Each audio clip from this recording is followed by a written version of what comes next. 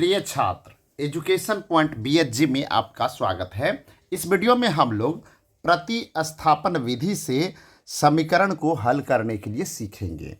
देखिए, ये समीकरण आपके सामने दिख रहा है। ये दो समीकरण है। ये पहला समीकरण है, इसको कहेंगे समीकरण 1 और इसको कहेंगे समीकरण 2। तो ये प्रतिस्थापन विधि से हम कैसे बनाते हैं यह समझिए। इस विधि में हम क्या करते हैं, सबसे पहले समीकरण 1 से x या y का मान निकालते हैं और उसको समीकरण 2 में रख देते हैं। तो समीकरण 2 में रखेंगे और फिर हल करेंगे। तो सबसे पहले हम यहाँ क्या लिखेंगे, समीकरण 1 से, समीकरण 1 से। तो समीकरण 1 से, तो समीकरण 1 हम लिखते हैं 8x प्लस 5y बराबर 9। क्लियर। तो अब हमको क्या करना है, इस समीकरण 1 से x का मान निकालना है। तो x वाले को हम यहाँ रहने देंगे, y वाले को इधर ले जाएंगे। तो यहाँ हम रख लेते हैं 8x। अब ये 5y को बराबर के दूसरे साइड ले जाएंगे। तो अभी इस साइड से जब इस साइड जाएगा, तो इधर ये प्लस में है, इधर आके माइनस में हो जाएगा। तो यहाँ लिखेंगे बराबर 9, ये 5y इधर आएगा -5y। क्लियर। हमको x का मान निकालना है। तो अभी x का मान नहीं हुआ, ये 8x है, हमको x चाहिए। तो ये 8 को इधर हटाना पड़ेगा। तो 8 और x में गुना का संबंध है, इसलिए 8 जब इधर आएगा तो भाग का संबंध हो जाएगा। x बराबर होगा 9 - 5y बटे 8। ये हो गया समीकरण 3। ठीक है, यहाँ तक समझने में कोई दिक्कत। अब हम x का मान निकाल चुके हैं समीकरण 1 से, इसको क्या करेंगे, समीकरण 2 में रखेंगे। तो यहाँ लिखेंगे समीकरण 2 में x का मान रखने पर, समीकरण 2 में x का मान रखने पर।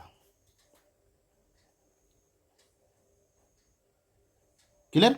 अब समीकरण 2 क्या है, समीकरण 2 यहाँ है, इसको हम उतार लेते हैं पहले। 3x प्लस 2y बराबर 4। क्लियर।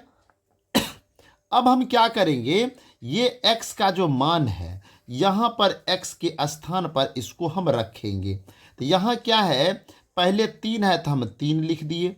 3 और x में गुना का संबंध है, तो हम यहाँ गुना देंगे। अब x का मान क्या है, x के बराबर में, ये पूरा x के बराबर है, तो इसको हम x के स्थान पर x नहीं लिखेंगे, x का जो मान है वो हम रखेंगे। तो यहाँ लिखेंगे 9 - 5y बटे 8। यहाँ दो संख्या, इसलिए हम इसको ऐसे कोष्ठ में घेर देंगे। अब यहाँ प्लस है तो प्लस लिखेंगे 2y बराबर 4। कोई दिक्कत है समझने में? नहीं दिक्कत है। तो चलिए हम आगे बढ़ते हैं। तो हम यहाँ क्या करेंगे, इस 3 से इसमें गुना करेंगे। 3 से जब हम गुना करेंगे तो 9 तिया कितना हो जाएगा, 27। अब माइनस इधर 3 पचे कितना हो जाएगा, 15। y है तो y लगा देंगे, बटे में 8 है तो 8 दे देंगे। यहाँ प्लस क्या है, 2y बराबर 4। ठीक है। अब फिर हम आगे बढ़ते हैं। अब यहाँ पे क्या करेंगे, यहाँ बटे में कुछ नहीं है, तो कुछ नहीं है तो यहाँ पर 1 है। अब यहाँ पे ये 2 भिन्न हो गया, ये दोनों भिन्न को भिन्न का जोड़ जैसे बनाते हैं वैसे हम बना देंगे। 8 और 1 का एलसीएम हो जाएगा 8, तो हम यहाँ 8 लिखेंगे।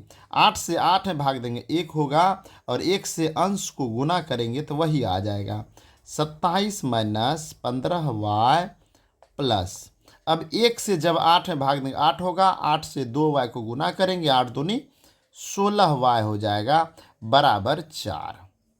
अब यहाँ क्या करेंगे, हम यहाँ पर आप देखिए 27 है तो हम 27 लिख दिए, और यहाँ -15y है और +16y है। दोनों का चिन्ह असमान है, असमान चिन्ह रहने पर ये घटेगा। तो दोनों में 16 अधिक है, 16 में से 15 घट जाएगा। प्लस वाला ज़्यादा है, माइनस वाला कम है, इसलिए यहाँ पे होगा प्लस वाई बटे 8 बराबर 4। अब यहाँ बटे में कुछ नहीं है तो यहाँ पर 1 दे देंगे। अब हम इसको क्या करेंगे, कोना कोनी, ये 27 में वाई तो जुटेगा नहीं, ये अचर है और ये चर है, इसलिए दोनों आपस में जुटेगा नहीं। अब हम क्या कर सकते हैं, कोना कोनी गुना करेंगे। तो हम 1 से इसको गुना करेंगे तो यहाँ हो जाएगा 27 प्लस वाई बराबर, इधर गुना करेंगे 8 गुना 4 तो ये हो जाएगा 32। अब हम यहाँ की ये 27 औचर है, इसको उधर ले जाएंगे तो y बराबर हो जाएगा 32 माइनस 27, तो y बराबर निकल गया 5। y का मान निकल गया, y का मान निकल गया। अब हम क्या करेंगे, किसका मान निकालेंगे, x का। तो x का मान कैसे निकलेगा, अब y का मान को हम समीकरण 3 में रखेंगे। y के मान को कहाँ रखेंगे, समीकरण 3 में। तो यहाँ लिखेंगे समीकरण 3 से। अब आप देखिए समीकरण 3 यहाँ पर है, आप लोग देख सकते हैं यहाँ पे है समीकरण 3। तो यहाँ पे लिखेंगे x equal to 9 minus 5y बटे 8।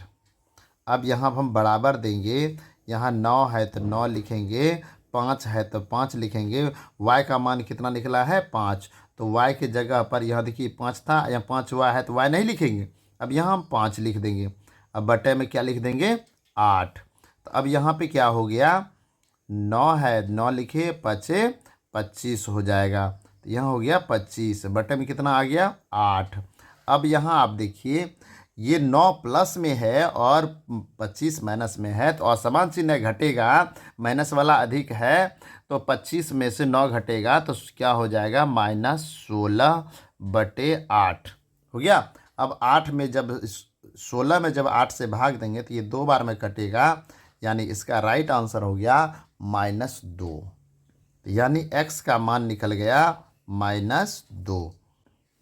अब यहाँ y का मान निकला 5, यहाँ x का मान निकला 2, यही आंसर हो गया। तो ये प्रतिस्थापन विधि था, आप लोग देख सकते हैं हम बना दिए हैं।